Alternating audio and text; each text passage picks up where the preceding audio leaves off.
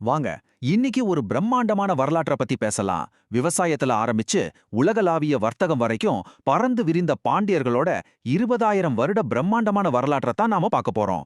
இது ஏதோ சாதாரண அரசர்களோட கதை இல்லங்க. பல ஆயிரம் ஆண்டுகளா இந்த மண்ணையும் மொழியையும் ஆண்டவங்களோட வியக்கத்தக்க சரித்திரம். சரி, இப்போ ஒரு முக்கியமான கேள்விக்கு வருவோம். சோழர்களுக்கு இணையான ஒரு மாபெரும் சாம்ராஜ்யத்தை பாண்டியர்கள் ஆண்டிருந்தாலும் அவங்களோட புகழ் ஏன் அந்த அளவுக்கு முழுமையா நம்மள சேரல? இந்த முரண்பாடு தான் இன்னைக்கு நாம ஆராய போற மையக்கருத்து. ரெண்டு பேருமே வலிமைமிக்க அரசுகளா இருந்தாலும் பாண்டியர்களோட வரலாற்று சுவடுகள் மட்டும் எப்படி இருட்டடிப்பு செய்யப்பட்டுச்சுன்னு நாம கட்டாயம் தெரிஞ்சுக்கணும். குமரி கண்டத்திலிருந்து உலக வர்த்தகம் வரைக்கும் இவங்க பயணம் எப்படி இருந்துச்சுன்னு பார்ப்போம். பாண்டியர்களோட வரலாறு நேற்றோ முந்தானாலோ தொடங்கினது கிடையாது. இன்னைக்கு கடலுக்குள் புதஞ்சு போனதா கருதப்படுற தொலைந்து போன கண்டமான குமரி கண்டத்திலிருந்து இது தொடங்குது.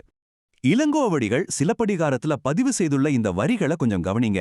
பருளி ஆற்றுடன் பன்மலை அடுக்கத்துக்கு குமரிக்கோடும் கொடுங்கடல் கொள்ள. மாபெரும் ஆழிப்பேரலை அவங்க நிலங்களை முழுசா முழுங்கியும் அதிலிருந்து தப்பிச்சு புதுசா மதுரையை உருவாக்குனாங்கன்னா அவங்களோட விடாமுயற்சி எப்படிப்பட்டதுன்னு நினைச்சு பாருங்க. ஒரு பேரழிவுக்கு பிறகும் ஒரு சாம்ராஜ்யத்தை மீண்டும் உருவாக்க முடியும்னு அவங்க நிரூபிச்சாங்க. இந்த மீள்திறன் தான் அவங்கள உலக அளவுல ஒரு பெரிய வர்த்தக சாம்ராஜ்யமா மாத்துச்சு. அவங்களோட கொற்கை துறைமுகத்திலிருந்து என்னென்ன ஏற்றுமதி ஆச்சு தெரியுமா? ரோமானியர்களுக்கும் கிரேக்கர்களுக்கும் தூய்மையான முத்துக்கள், நறுமணப் பொருட்கள், அப்புறம் மிக சிறந்த பட்டு. முத்து குளிக்கிறது இவங்களோட மிக முக்கிய தொழிலா இருந்துச்சு. இதுக்கெல்லாம் கைமாறா ரோமானிய நாணயங்கள் கொட்டி தீர்த்துச்சு. இவங்களோட இந்த வர்த்தகம் உலக அளவுல எவ்வளோ பெரிய தாக்கத்தை ஏற்படுத்துச்சு தெரியுமா? உலகமே வியந்து பார்க்கிற புகழ்பெற்ற இத்தாலிய பயணி மார்க்கோ போலோவே உலகத்திலேயே மிகச்சிறந்த மற்றும் மிகவும் பணக்கார மாகாணங்கள்ல இதுவும் ஒண்ணு அப்படின்னு வாயார புகழ்ந்திருக்கார்.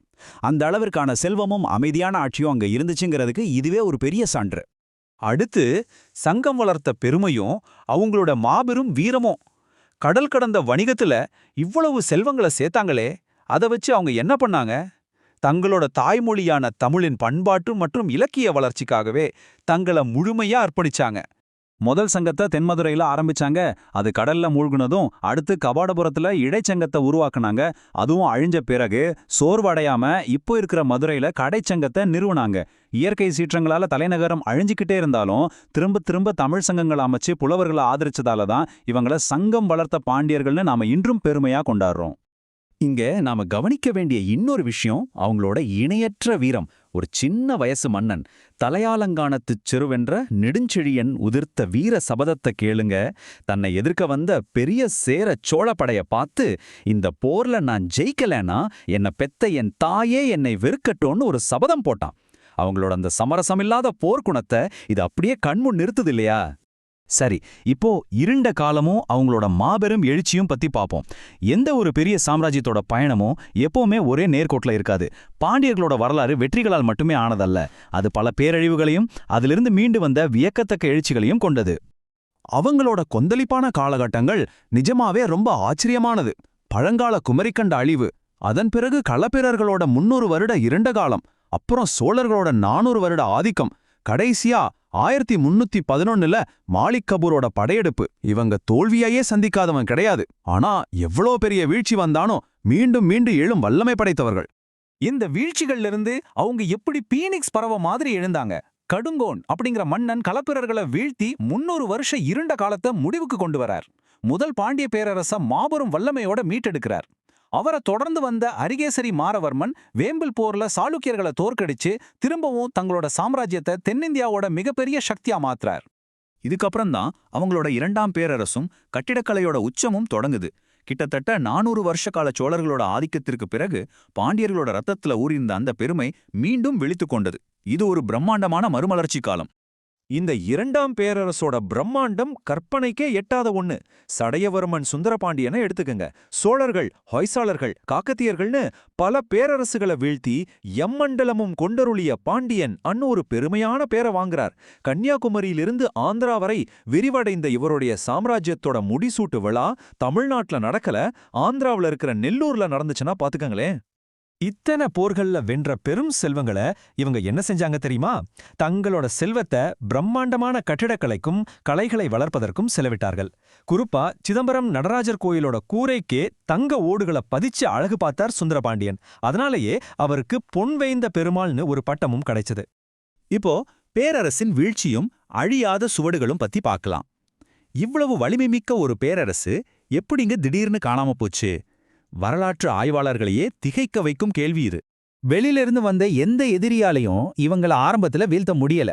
உண்மையில சுந்தரபாண்டியன் மற்றும் வீரபாண்டியன் 2 சகோதரர்களுக்கு இடையே அரியணைக்காக நடந்த அந்த மோசமான உள்நாட்டு போர் தான் வெளியாட்கள் உள்ளே நுழையிறதற்கு மிகப்பெரிய பலவீனத்தை ஏற்படுத்தி கொடுத்துச்சு. அந்த பலவீனத்தோட விளைவு தான் இந்த 1311ஆம் ஆண்டு அந்த சகோதர சண்டையில தோத்து போன சுந்தரபாண்டியன் டெல்லி சுல்தானோட தளபதியான மாலிக் கஃபூர் கிட்ட போய் உதவி கேட்க, அதுவே மதுரையோட எல்லைக்குள் ஊடுருவ ஒரு பேரழிவின் ஆண்டா மாறிடுச்சு. அந்த படையெடுப்போட பேரழிவு ரொம்பவே கொடூரமானது. பல 100 வருஷமா அவங்க சேர்த்து வச்சிருந்த செல்வங்கள் அத்தனையும் கொள்ளையடிக்கப்பட்டுச்சு.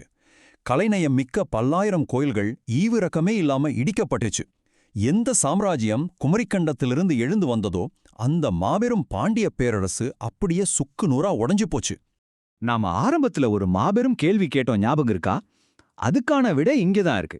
சோழர்களை எடுத்துக்கிட்டீங்கன்னா அவங்களோட பிரம்மாண்டமான கற்கோயில்கள் 1000 வருடத்தை கடந்தும் அப்படியே நிக்குது. கல்வெட்டுகளும் தொடர்ச்சியா இருக்கு.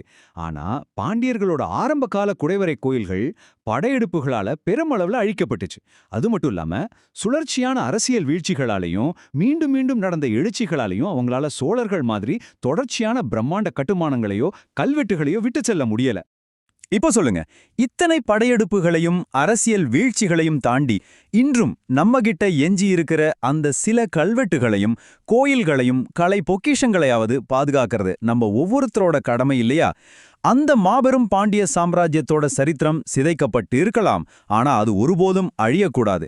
எஞ்சி இருக்கிற இந்த வரலாற்றை மீட்டெடுத்து அடுத்த தலைமுறைக்கு கொண்டு போற பொறுப்பு இன்னைக்கு உங்ககிட்ட தான் இருக்கு. கொஞ்சம் சிந்திச்சு பாருங்க. மீண்டும் ஒரு சுவாரஸ்யமான வரலாற்று பதிவோடு சந்திப்போம்.